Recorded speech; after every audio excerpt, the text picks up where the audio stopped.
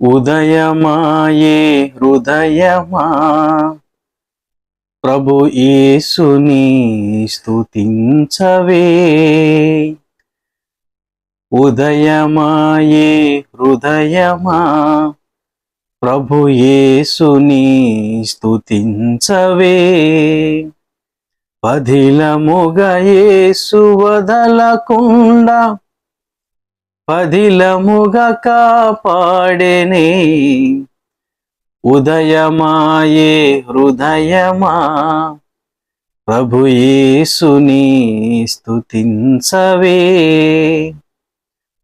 తొలుత పక్షులు లేచెనే తమ గూటి నుండి స్తుతించెనే.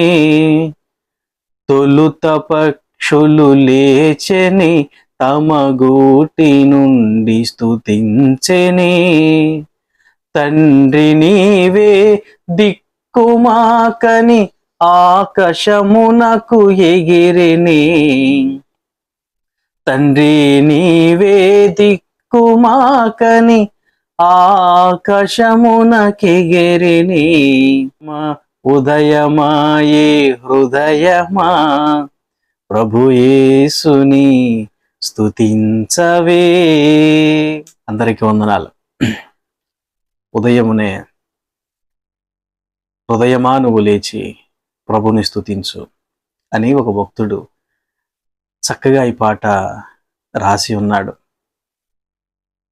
నిజంగా ఎంతో మంది దేవుని జ్ఞానం పొందుకున్నవారు ప్రభుని గురించి స్తుతిగానములు అద్భుతమైనటువంటి వర్ణనతో లిఖించారు.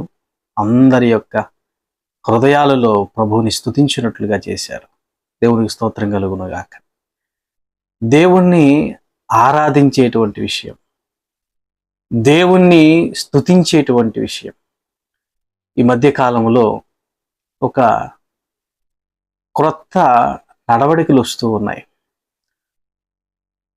మీరు దేవుణ్ణి ఆరాధించాలంటే మా దగ్గరికి రండి, మీరు దేవుని స్తుతించాలంటే మా సెంటర్కు రండి, వర్షిప్ సెంటర్ అంటూ, లేకపోతే రకరకాల అయినటువంటి పేర్లు దానికి ఆపాదించి ఆహ్వానిస్తున్నారు. ఆహ్వానించటం మంచిదే, కానీ ఆహ్వానించేటువంటి హృదయంలో స్వార్థం అనేది ప్రభు దగ్గర కొన్నిసార్లు మంచిది కాదు. ఎందుకనంటే మా దగ్గరే మీరు ఆరాధించండి, మా దగ్గరే మీరు స్తుతించండి, అప్పుడే దేవుడు మీ యొక్క ప్రార్థన వింటారు అన్నట్లుగా చాలా మంది తయారయ్యారు. అయితే దేవుని బిడ్డలారా, దేవుణ్ణి స్తుతించే విషయంలో మనము ఫలానా ప్లేస్ అంటూ, ఫలానా ఊరంటూ, ప్రత్యేకత అంటూ ఏముండదు. ఎందుకనంటే దేవుడు అన్ని చోట్ల ఉన్నాడు. ఇద్దరు ముగ్గురు ఎక్కడ నా నామమున కూడుకొని మీరు ఒక విషయంలో ఏకీభవిస్తారో, లేకపోతే మీ యొక్క మధ్యలో నేను ఉంటాను, నేను మీతో ఉంటానని ప్రభు వాగ్దానం చేశాడు. కనుక దేవుడు అన్ని చోట్ల ఉన్నాడు అన్న విషయం మనం మరింతగా జ్ఞాపకం పెట్టుకోవాలి.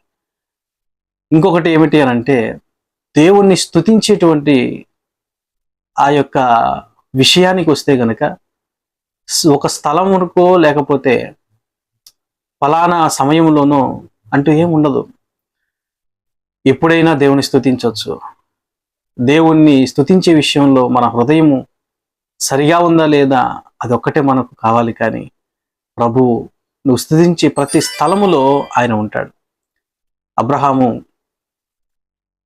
ఆయన ఒక గుడారము దగ్గర ఉన్నప్పుడు దేవుడు ఆయనకి కనబడగానే, దూతగా వచ్చినప్పుడు ఆయన ఆరాధించినటువంటి స్థితి మనకు తెలీదా? అంతమంది పని వాళ్ళ మధ్య ఎంతో వయసులో ఉన్నటువంటి అబ్రహాం గారు దేవుని దగ్గర తను తగ్గించుకుని స్తుతించాడు. సిగ్గును విడిచిపెట్టి స్తుతించాడు. స్తుతించేటప్పుడు మన స్థాయి మర్చిపోవాలి. ప్రభుని స్తుతించేటప్పుడు నేనేంటి అన్నటువంటి గర్వాన్ని పక్కన పెట్టాలి. అదే విధేయత. అలా స్తుతించినప్పుడు అబ్రహాము యొక్క స్తుతిని దేవుడు తీసుకున్నాడు. మరి ఒక సందర్భంలో ఇస్సాకు గారు పొలములో దేవునికి ప్రార్థన చేశాడు. అంటే మనమైతే ఒక ప్లేస్లో ఏమండి ఫలానా ప్రదేశంలో దేవుడు ఉంటాడంటండి, అక్కడ మాత్రమే దేవుడు పలుకుతాడంటండి. ఇలాంటి భావనలు చాలా మందికి ఉన్నాయి. ఇది అన్యుల్లో అప్పుడప్పుడు మనకు కనబడుతుంది, అది క్రైస్తవునికి వచ్చింది. కానీ మన దేవుడు అలాంటి వాడు కాదు. ఆయన నువ్వు ఎక్కడ ఉన్నా కూడా, నువ్వు ఎక్కడ స్తుతించినా కూడా దేవుడు తప్పకుండా నీ ప్రార్థన వింటాడు. నేను కోవిడ్ దేశంలో ఉన్నప్పుడు మీకు తెలుసో లేదో, ప్రార్థన చేసుకోవటానికి అవకాశం లేక బాత్రూంలో ఉండి ప్రార్థన చేశాను. బాత్రూంలో ఉంటూ నా దేవునికి మోకరిల్లి ప్రార్థన చేశాను. దేవుడు నా ప్రార్థన వినడా? నేను చేసే ప్రదేశమును బట్టి ఆయన నన్ను దీవించాడు. నేను చేసేటువంటి ప్రార్థన యథార్థమైనదా కాదా, హృదయాన్ని బట్టి దేవుడు దీవిస్తాడు. నన్ను దీవించాడు దేవుడు. ఇంకొకటి, దావీదు గారు నాట్యం ఆడాడు. మనకు తెలుసు కదా, మందసం తీసుకుని వచ్చే విషయంలో ఆయన ఎంతగా పరవశించాడు, ఎంతగా దేవుని సన్నిధిలో ఆయన పైబట్ట పోయినా కూడా బట్టలు లేని స్థితిలో ఉన్నాను అని కూడా గ్రహించకుండా దేవుని స్తుతిస్తూ పరవశించాడు. అంటే స్థలమును బట్టే ఒక ప్రత్యేకత ఉంటుందనుకోవటం మన భ్రమ. నీకు ఏ స్థలములో దేవుడు నేను ఉంచాడో, ఒక సంఘంలో కావచ్చు, గృహంలో కావచ్చు, ఒక కోవేట్లో ఉన్నప్పుడు నీ యొక్క రూమ్లో కావచ్చు, దేవుని నువ్వు ఎక్కడ ఉంటే అక్కడ యథార్థమైన మనసుతో, విధేయతతో, వినమ్రతతో ప్రభుని స్తుతించితే తప్పకుండా నీ ప్రార్థన దేవుడు వింటాడు. కనుక ప్రియులారా, పక్షులు ఆయన స్తుతిస్తూ ఉన్నాయి, ప్రకృతి ఆయన స్తుతిస్తూ ఉంది, ఈ భూమి మీద ఉన్నటువంటి అన్నీ కూడా ప్రభుని స్తుతిస్తూ ఉన్నాయి. మనం కూడా ప్రభుని స్తుతిద్దాం. స్తుతించటానికి మనకు సమయం అనేది ప్రాక్టికల్గా అవసరం లేదు. నీ హృదయంలో నువ్వు పని చేస్తున్నా, నువ్వు కూర్చుంటున్నా, పడుకుంటున్నా, ప్రభుని నీ హృదయంలో స్తుతిస్తూ ఆయనను నువ్వు ఆరాధించగలిగితే తప్పకుండా దేవుడు మన ప్రార్థన వింటాడు, మన స్తుతులు స్వీకరిస్తాడు, మనల్ని ఆశీర్వదిస్తాడు.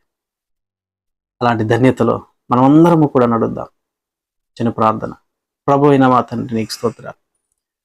నువ్వు స్తుతించే విషయంలో నాయన మేము ముందుకు ప్రతి వేళ మేము ఉన్నట్లుగా సహాయం దయచేయండి. మాకు ఈ దినాన్ని ఇచ్చినందుకు స్తోత్రాలు